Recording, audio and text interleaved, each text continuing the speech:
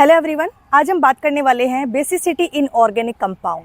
Last time हम लोगों ने देखा था कि एसिडिटी ऑर्गेनिक कंपाउंड की हम कैसे निकालते हैं, कैसे इफेक्ट जो है वो एसिडिटी को चेंज कर देते हैं, कैसे ऑर्डर चेंज हो जाता है। इस वीडियो का लिंक मैं अपने डिस्क्रिप्शन में ऐड कर दूंगी। आज हम बात करने वाले हैं बेसिसिटी इन ऑर्गेनिक कंपाउंड। देखो, यहाँ से आपके एग्जाम में क्वेश्चन बनता है, एसिडिटी से बनता है, बेसिसिटी से बनता है, जीओसी से बनता है। ये बात मैंने आपको ऑलरेडी बता दी थी। अब हम बात करेंगे बेसिसिटी क्या होती है। सिंपल एज दैट, मैं आपको एक इमेजिनेशन दे रही हूँ, आपको उसके ऊपर जस्ट सोचना है। फॉर एग्जाम्पल, आपके पास एक ऐसा कंपाउंड है जो अपना लोन पेयर डोनेट करना चाहता है और दूसरी तरफ ऐसा कंपाउंड है जो लोन पेयर लेना चाहता है। फॉर एग्जाम्पल, वो प्रोटॉन है। ठीक है, आपके माइंड में ये दो चीजें एकदम क्लियर होनी चाहिए कि डोनर कौन है और एक्सेप्टर कौन है। जो डोनर है उसके थ्रू इलेक्ट्रॉन कहाँ जाने चाहिए, एक्सेप्टर के पास जाने चाहिए। इसके अलावा बीच में कहीं भी जा रहे हैं, कहीं भी डिस्टर्ब हो रहे हैं, इसका मतलब बेसिसिटी उसकी गिर जाएगी। तो इस वर्ड को मैं एक नाम दे देती हूँ कि वो लोन पेयर डोनेट कर रहा है। इसका मतलब लोन पेयर की अवेलेबिलिटी कितनी है, किसके लिए अवेलेबिलिटी, प्रोटॉन के लिए अवेलेबिलिटी। इमेजिनेशन यही रखना कि वो एलिमेंट इलेक्ट्रॉन डेंसिटी डोनेट कर रहा है प्रोटॉन को। लेने वाला प्रोटॉन है, देने वाला एलिमेंट है।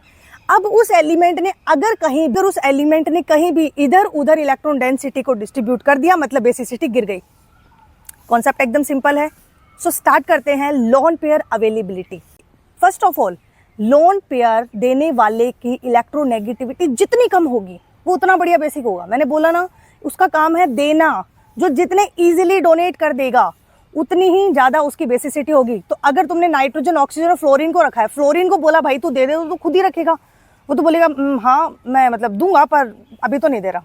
ऑक्सीजन को बोलोगे, वो क्या करेगा, कुछ खुद की तरफ रखेगा, कुछ उसको धीरे धीरे पास करेगा। नाइट्रोजन क्या करेगा, झट से दे देगा। तो इसीलिए यहाँ पर बेसिसिटी नाइट्रोजन की ज्यादा है ऑक्सीजन से और फ्लोरीन से। सो नाइट्रोजन, अगर 3 डोनर है तो नाइट्रोजन हमेशा डोनर होगा। फर्स्ट ऑफ ऑल डोनर को पहचानो, ठीक है।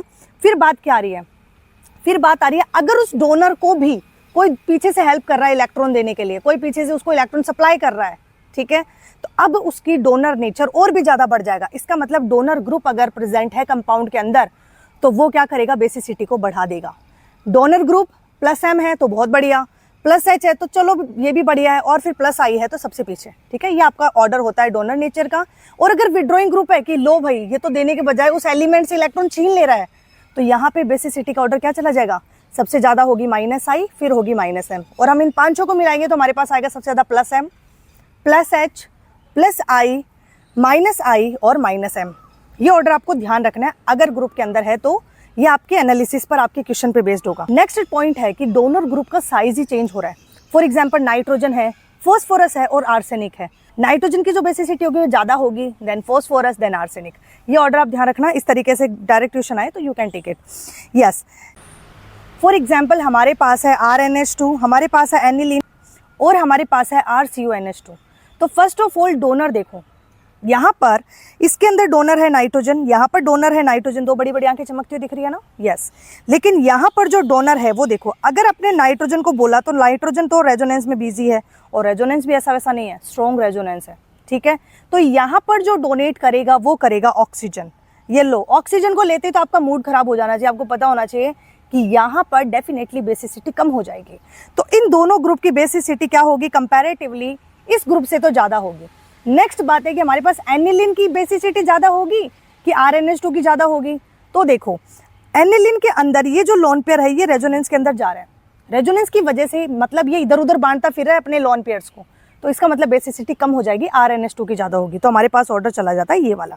नेक्स्ट आता है हमारे पास, मैम ये स्टेबिलिटी का क्या मतलब है, प्रोटोनेटेड एमीन की स्टेबिलिटी का क्या मतलब है। देखो, इस एग्जाम्पल को ध्यान से देखो। यहाँ पर जो डोनर है वो कौन है बच्चों, नाइट्रोजन है। इसके पास 2 नाइट्रोजन डोनर है और इसके पास 3 नाइट्रोजन डोनर है। फर्स्ट ग्रुप के पास हमारे पास 2 नाइट्रोजन डोनर है, सेकंड ग्रुप के पास में हमारे पास 3 नाइट्रोजन डोनर है।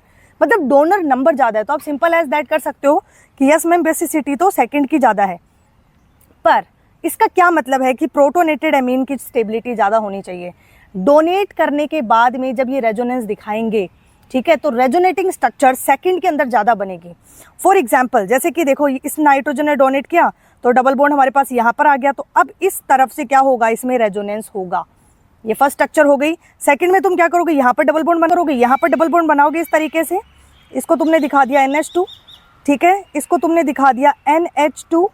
अब इस बार तुमने डोनेट कहाँ से करवाए हैं, इलेक्ट्रॉन मान लो इस जगह से करवाए हैं, ठीक है। तो इसके ऊपर क्या आ जाएगा बच्चों, पॉजिटिव चार्ज आ जाएगा। अब जो रेजोनेंस हो रहा है वो कहाँ से हो रहा है, इसके साथ हो रहा है। इसी तरीके से हमारे पास ये वाला जो नाइट्रोजन है ये भी क्या करेगा, आएगा। पर अगर हम इसकी बात करें तो इसके पास तो केवल 2 ही नाइट्रोजन है डोनेट करने के लिए, तो रेजोनेटिंग स्ट्रक्चर कितनी बनेगी, 2 ही बनेगी। दैट्स वाई स्टेबिलिटी जो है हमारे किसकी ज़्यादा है बच्चों, सेकंड वाले की ज़्यादा है, इसीलिए उसकी बेसिसिटी भी ज़्यादा है। इस टाइप के क्वेश्चन हो तो आपको यहाँ से देखना है। आप ऐसे भी कर सकते हो कि नंबर ऑफ डोनर ग्रुप किसके पास ज़्यादा है उतनी बेसिसिटी भी ज़्यादा होगी। दोनों ऑप्शन है इसको करने का। अब नेक्स्ट हम बात करते हैं एलिफेटिक अमीन के अंदर। फॉर एग्जाम्पल अगर हमारे पास एलिफेटिक अमीन है, ठीक है, तो अगर CH3 प्रेजेंट है एलिफेटिक अमीन के अंदर तो हमारा ऑर्डर क्या जाएगा, ऑर्डर जाएगा 2 डिग्री, 1 डिग्री, 3 डिग्री और 0। मतलब आप इसको ऐसे याद रख सकते हो 2 1 3 0। लेकिन अगर हमारे पास R जो ग्रुप है वो क्या है बच्चों, CH3 CH2 है, तो यहाँ पर जो ऑर्डर होगा वो होगा हमारे पास 2 3 1 0, मतलब 2 डिग्री, 3 डिग्री, 1 डिग्री और 0। ठीक है, मतलब यहाँ पर कोई R ग्रुप नहीं है, 0 R ग्रुप है। इस तरीके से आपको दोनों का ऑर्डर याद रखना है। ये फाइनल रिजल्ट है, लेकिन ये रिजल्ट आया कैसे, इस रिजल्ट को डिसाइड करने के लिए 3 फैक्टर थे। फर्स्ट ऑफ ऑल +I, क्यों, क्योंकि अगर मान लो तुम्हारे पास यहाँ पर RNH2 है, राइट, तो ये जो R ग्रुप है, नाइट्रोजन की इलेक्ट्रोनेगेटिविटी ज़्यादा है, तो नाइट्रोजन क्या करेगा, यहाँ पर R ग्रुप से इलेक्ट्रॉन को क्या करेगा, खींचेगा, जिस वजह से ये जो R ग्रुप है इसका क्या लग रहा है, +I इफेक्ट लग रहा है। तो जितना ज़्यादा कोई डोनर होगा उतनी ज़्यादा बेसिसिटी ज़्यादा होनी चाहिए, यही तो बात मैंने आपको बताई थी। दैट्स वाई ऑर्डर चला जाता है 3 डिग्री, 2 डिग्री, 1 डिग्री और 0 डिग्री। ठीक है, या फिर हम बोल सकते हैं सिर्फ यहाँ पर NH3 प्रेजेंट है। ओके, इस तरीके से +I ने डिसाइड किया। सॉल्वेशन के अंदर, सॉल्वेशन का सिंपल मतलब है कि सॉल्युबल उस मॉलिक्यूल को कितना ज़्यादा डिसॉल्व कर पा रहा है, कितना ज़्यादा उसके साथ इंटरेक्ट कर पा रहा है। तो यहाँ पर सॉल्वेशन हम बात कर रहे हैं वाटर के अंदर, ठीक है, तो वाटर क्या करेगा, हमारे साथ में अमीन के अंदर हाइड्रोजन बॉन्ड बना लेगा। हाइड्रोजन बॉन्ड देखो, अगर हमारे पास सिंपल NH3 है तो यहाँ पर हाइड्रोजन बॉन्ड बनेंगे 4।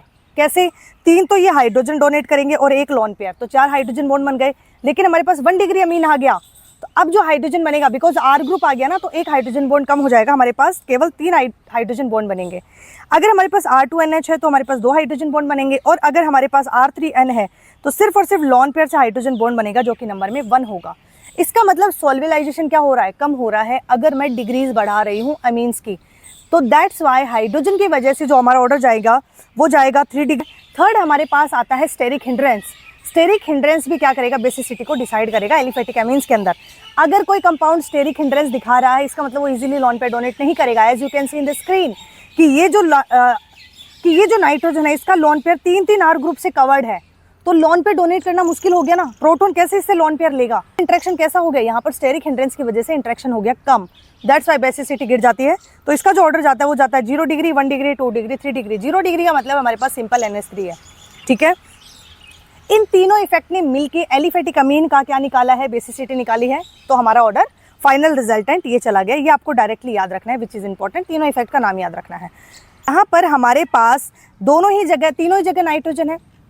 ठीक है, ये जो नाइट्रोजन है ये हमारे वाला है sp3 कार्बन का, ये जो नाइट्रोजन है ये हमारे पास sp3 कार्बन का, ये जो नाइट्रोजन है ये हमारे पास sp2 कार्बन का, और ये जो नाइट्रोजन है ये हमारे पास है sp2 कार्बन का, क्योंकि इसके अंदर जो लॉन पेयर है वो कहाँ जाता है, एरोमेटिसिटी में जाता है। तो इसका जो इफेक्ट लग रहा है इस ग्रुप का वो लग रहा है हमारे पास -I इफेक्ट। इसका लग रहा है, मान लो अगर मैं इन दोनों को कंपेयर करूँ तो इस ग्रुप का लग रहा है हमारे पास +I।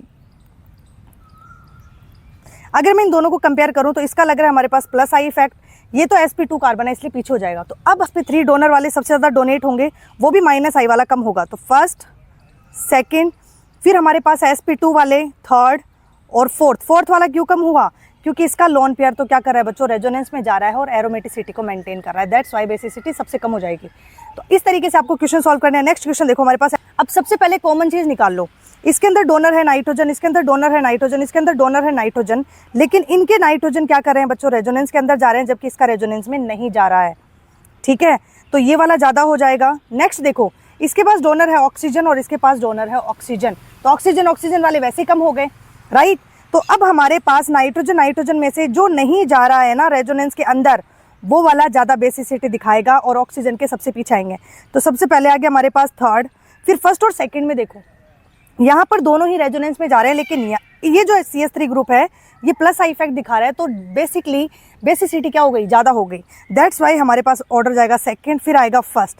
अब बाकियों में ऑक्सीजन डोनेट कर रहा है, ऑक्सीजन डोनेट कर रहा है, तो तुम कैसे देखोगे, ऑक्सीजन डोनेट करने की वजह से फोर्थ और फिफ्थ ऑप्शन में ट्विस्ट है। देखो, फोर्थ ऑप्शन के अंदर भी डोनेट कर रहा है ऑक्सीजन और फिफ्थ में भी डोनेट कर रहा है ऑक्सीजन, लेकिन दोनों में डिफरेंस क्या है? यहाँ पर ये जो NH2 है, ये यहाँ पर ये जो NH ग्रुप है, ये जो इलेक्ट्रॉन डोनेट कर रहा है वो इधर भी कर रहा है और रिंग में भी कर रहा है, मतलब क्रॉस रेजोनेंस दिखा रहा है। कभी तो इस ऑक्सीजन को दे रहा है स्टेबिलिटी के लिए, कभी रिंग में दे रहा है। लेकिन इसमें देखो, ये जो नाइट्रोजन है ये ट्रूली एक ही ऑक्सीजन को दे रहा है।